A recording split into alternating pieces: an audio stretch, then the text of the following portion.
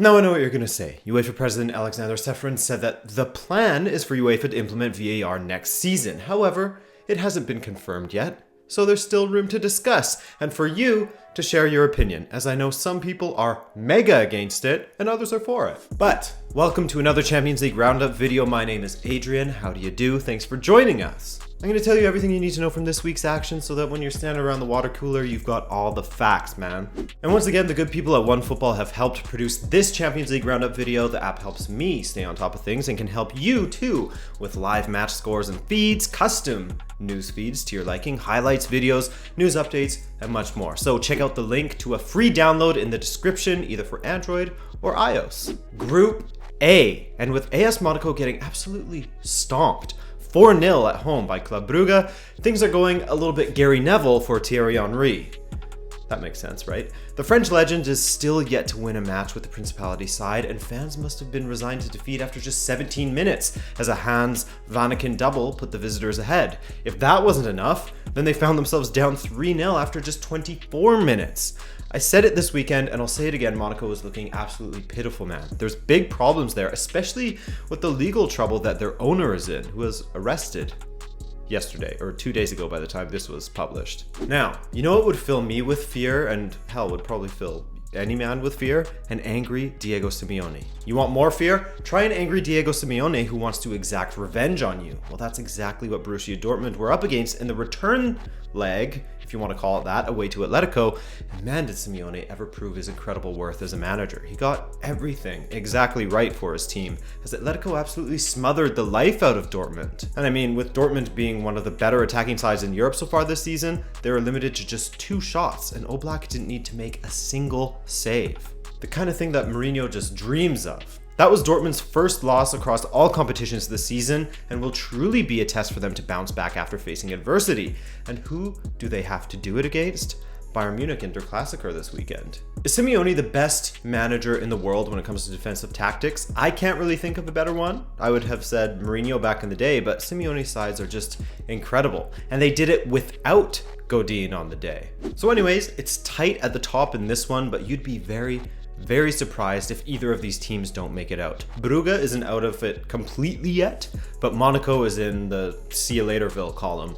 They could still steal Europa League, but I mean, that's asking a lot of this Monaco team in particular. Group B saw 2 very tight matches transpire, starting with Barcelona away to Inter Milan. Barca fans had an outside hope that Messi would feature at some point in this match, given that he was included in the squad, but in the end, they didn't risk him, and it was a great call by Valverde, to be honest. Why? Well, one, because Barcelona had the lion's share of the chances in this one, Luis Suarez in particular blowing chance after chance, man. He had 9 attempts and no goals on the day, which sort of gave you the feeling that the more Barca missed, the more that Inter would believe they could smash the result. Smash?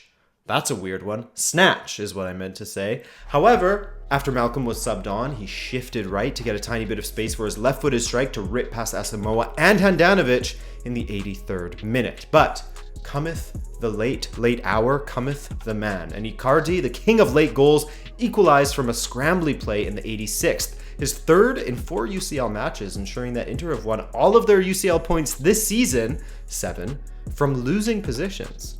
So what happened in the other match? Tottenham, a team on the brink who was winless in their last 5 UCL matches, found themselves trailing after just 61 seconds into the first half. From there, however, Spurs dominated, including Gazzaniga destroying Lozano with his Cruyff turn. What a bad man. But besides that, they absolutely peppered shots towards the PSV goal, with Zoet making some incredible saves on the night. But they couldn't hold them off forever, as in the 78th minute, a Fernando Llorente flick set the table for Kane to drive one into the ground and skip past Zoet. 1-1. Then, 11 minutes later, Kane was at it again. As he headed Davies' cross towards goal, it deflected twice on its way, but it dribbled in to give Spurs the 3 points and give them a fighting chance of catching Inter. So, Barcelona is through to the round of 16 already, with 2 matches remaining, and as I just said, Spurs could yet catch Inter and pip them to the knockout round, as they're just 3 points behind. But Spurs host Inter, then go away to Barcelona, while Inter will host PSV on the last match day. It's going to be good. Group C had some major drama, man. First, let's talk Liverpool versus Red Star, and perhaps longtime subscribers will remember when I said this in my predictions video. I think their luck will run out a bit, but they'll at least provide us with one or two fun moments in this group. And after grabbing a draw at home to Napoli, they only went on and shut out Liverpool, last year's finalists, 2-0 with a brace courtesy of Milan Havel. The second was an absolute banger. Liverpool were guilty of being a bit wasteful. Daniel Sturridge, we're looking at you, pal. Well, a ton of credit needs to be given to Borjan in the Red Star goal, as well as the rest of their defense, who managed to block 9 of Liverpool's 22 attempts. Only 3 were actually on target, not including a strike from Salah that smashed off of the post. So with that loss, that means that Liverpool have now lost 3 straight away matches in the Champions League for the first time in their history. And that, of course, is not counting the Champions League final, as it doesn't really count as an away match, neutral venue, you know? And so that means that Red Star is just 2 points behind Liverpool at this point, despite Liverpool being in first and Red Star in fourth. That was Red Star's first win in the competition since 1992. Amazing. The atmosphere at that stadium is just another level. And the other match was sort of a metaphor for how close this group has been at times, with PSG and Napoli playing out to a draw. But it wasn't without its controversies. Something that seems to follow referee Jan Kuipers around. Remember the World Cup, how Neymar and Kuipers didn't see eye to eye? Well, the story was the same in this one.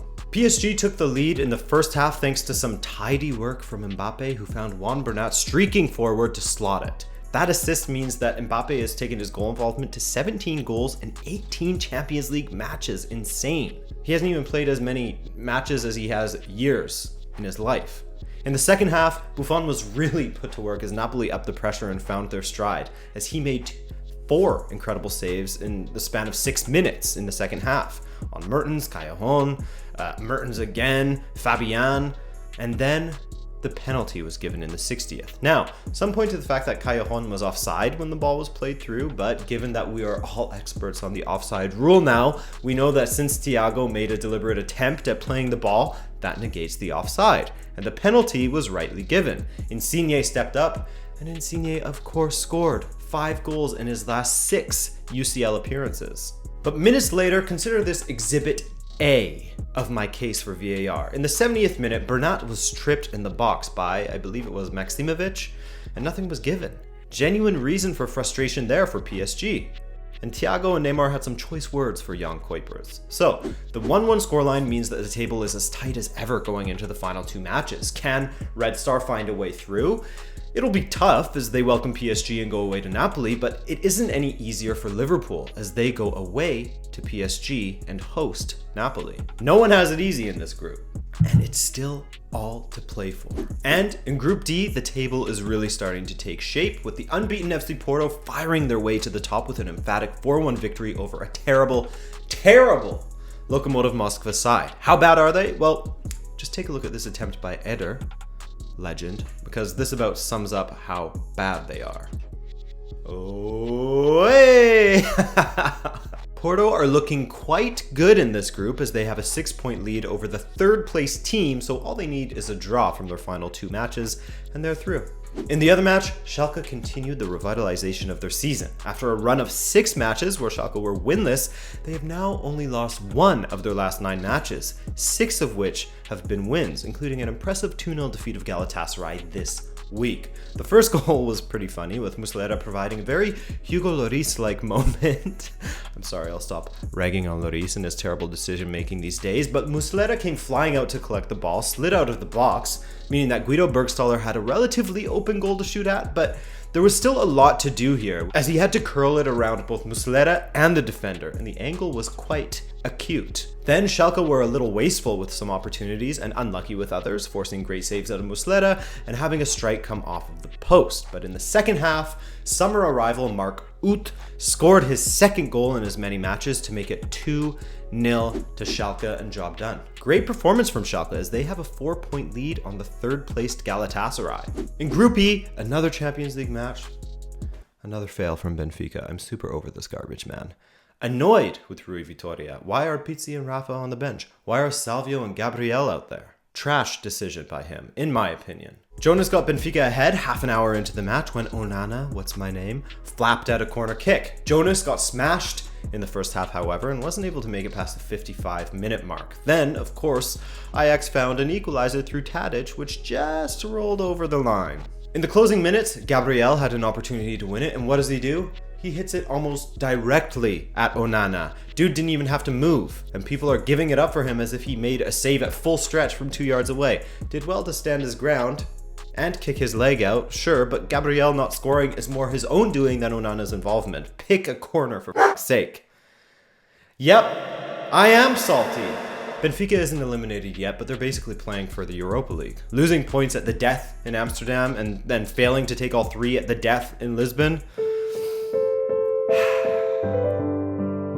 Ajax versus Bayern. Now, Bayern kicked things off with a penalty won by Lewandowski and converted by Lewandowski. I thought he did well to sort of manufacture the contact a bit there, but no doubt the Ajax defender had 2 handfuls of his kit, so I'm good with that penalty being given, personally. Then it was Lewandowski who killed the match in the 71st minute as a corner kick floated through the entirety of the box for him to head in. So that meant that Bayern have won their first home match in 53 days. Yes, Bayern Munich, the team that has won the Bundesliga for the last 200 years in a row, had 53 days between their last 2 home wins. That's insane. And so with that win, Bayern Munich are through to the round of 16, while Ajax are pretty much there. And Ajax and Benfica are going to be competing for 3rd, in my opinion, unless something miraculous happens. Group F, and let's start with Man City stomping Shakhtar 6-0. That's not very interesting, considering they stomped them 3-0 in their own home in the last match. Things that are interesting, Gabriel Jesus scoring a hat-trick, 2 of which were penalties, mind you, and 1 provides Exhibit B of why the Champions League, in my opinion, should have VAR. Raheem Sterling made an absolute mess of his attempt in the 23rd minute, kicking the ground and tripping himself up with about 2 boot lengths between himself and the nearest defender. He even apologized for it after. But from the referee's angle, it looked as if the Shakhtar defender had stepped in and tripped him up. VAR would have easily taken care of this. Even Pep knew it wasn't a penalty, judging from his reaction. But they got away with it, and in the end it didn't really affect the match, as City were absolutely dominant. But still, should have VAR. In the other match, Lyon and Hoffenheim played out to another high-scoring thriller of a draw. Lyon found themselves cruising 2-0 ahead after just 28 minutes, and after 51 minutes, they must have been low-key chuckling at how easy the rest of their night would have seemed. Seemed being the key word, as Kassim Adams was sent off. But then Hoffenheim made history. In the 65th minute, Kramaric made it 2-1, and once again, at the death, Hoffenheim found an equalizer, making them the first team in Champions League history to be down a man and down 2 goals, and to come back and tie it. So, in this group, City lead with 9 points, Lyon are second with 6, and Hoffenheim are still in it with 3 points from 3 draws. Group G saw Roma and Real Madrid put some miles behind them in the chasing pack, with Real Madrid winning their 3rd match on the trot, absolutely smashing Viktoria Plzen 5-0. Karim Benzema looked quite good in this one, as he scored what was his 200th and 201st goals for Real Madrid, while Toni Kroos scored the pick of the lot for sure, with a deft chip over the stranded keeper. However, allow me to present to you Exhibit B in favor of VAR. Sergio Ramos seems to consistently find himself on the giving side of a sneaky elbow, so often in fact that you could say that he's an expert at delivering them and does it on purpose. In this one, the original angle looks like it could have been unintentional, but check this one out. What reason does he have to swing his elbow up like that? He intentionally hurt his opponent just because he had the opportunity, and he's not a nice human being. For me, that's a red, and I believe the ref would have agreed if he had a second look from that angle. But what do you think? Should it have been a red? And should VAR be an absolute must for next season? Or just forget about VAR, it sucks and it slows the game down. What do you think? In the other match, Cska huffed and they puffed and they almost got an equalizer while being a man down, but ultimately fell 2-1 to AS Roma, which means Plzen is super eliminated, while Cska could yet hop over the Real or AS Roma if either of them struggle in the coming 2 matches. Doesn't seem likely as Solari has Real Madrid playing pretty well, and AS Roma, I can't see them losing to Plzen. We'll see. And finally, in Group H, Valencia finally got a win this season as they beat Young Boys 3-1, while Juve and United was filled with drama, at least in the second half. Cristiano Ronaldo scored a sick volley that dropped over his shoulder before smashing it in at the near post past David De Gea, who was completely rooted to the spot. And then he showed his abs off. It was terrible. But in the 86th minute, Juan scored another free kick. That's 2 beauties he scored this season now, before an absolute shithouse of an own goal by Alexandro gave United the somewhat surprising win away to Juve. And the reason why I say somewhat surprising is due to the fact that Juve have lost only their 3rd match at home in the Champions League when they were first leading in said match, and their first home loss in the Champions League since 2009. It's been a minute, but the top performer from this match was for sure Jose Mourinho, who provided this WWE audition after the final whistle, much to the ire of some Juve players and fans. By the way, that was in reaction to the abuse that he got all match from Juve's supporters. Then there was his post-match interview where he actually seemed like the old Mourinho again, with a sense of humor. Juventus players obviously was very upset. Do you understand Italian? No. So ask the FA, they will translate for you. Okay. So, United is just 2 points behind Juve, while Valencia are 2 points behind United. Will Valencia pull it off and pass United to make my meme come true? But the more I think about it, the more that I can see Valencia pipping United to second, with Juve finishing in first, United dropping into the Europa League, and young boys just sort of there for the ride to help others improve their goal difference tally. I doubt it, but it would be quite something. And wow, have I ever been talking for a long time. I hope you enjoyed this video. If you watched all of it, what are you doing? And if you learned something from it, then drop a like for me. Subscribe if you're new. Thanks for watching. I'm Adrian, and take care.